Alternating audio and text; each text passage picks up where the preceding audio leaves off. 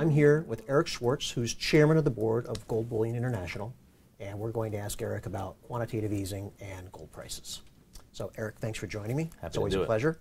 So chairman of the board, you're also an investor in Gold Bullion International, so you obviously believe in the concept and their different approach to precious metal investing.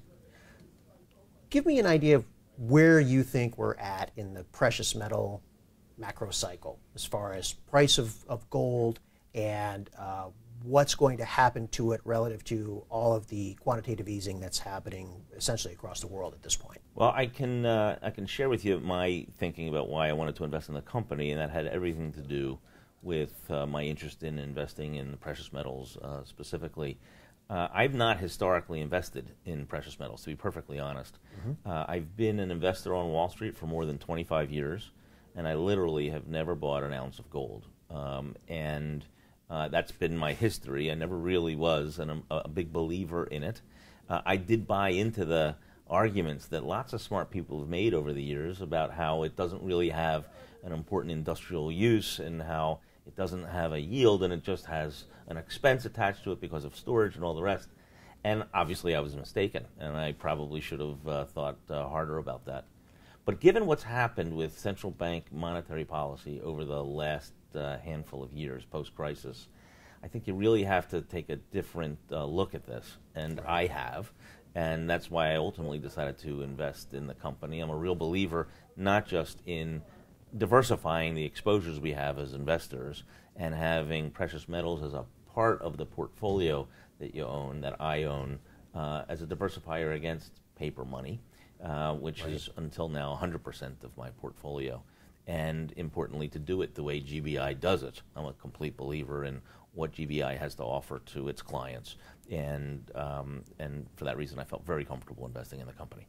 Interesting. So you're very similar, even though you're an accomplished Wall Street investor, very similar in many ways to other people that I speak to who sort of are just thinking about getting involved in precious metal investing. And these are sophisticated investors that we've been speaking to. It's still really new for a lot of investors.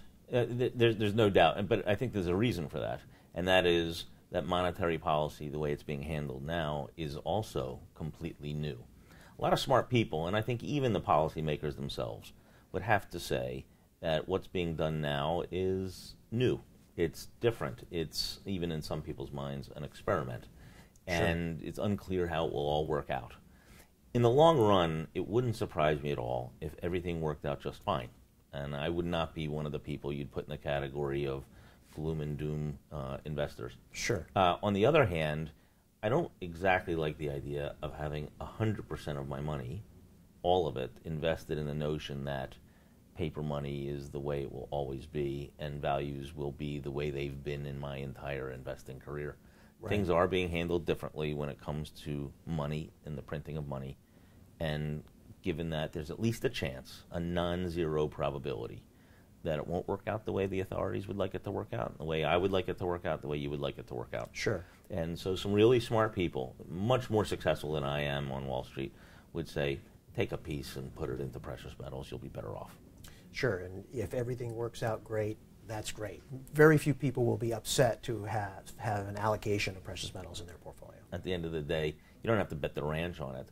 But the way it stands now, until I got involved in precious metals, I'd have to say that my portfolio was completely exposed to trees, right? So people would say that gold doesn't really have a purpose, but on the other hand, the way money gets created now, it's trees that chop it up and turn it into pulp, turn it into paper, put some ink on it, and call it money. Right. I'm not saying that there's going to be a problem. I'm just saying that I don't want to suffer the problem of being 100% exposed to that risk. Okay. I just don't think that's smart. So it's a good hedge. Yeah. Great.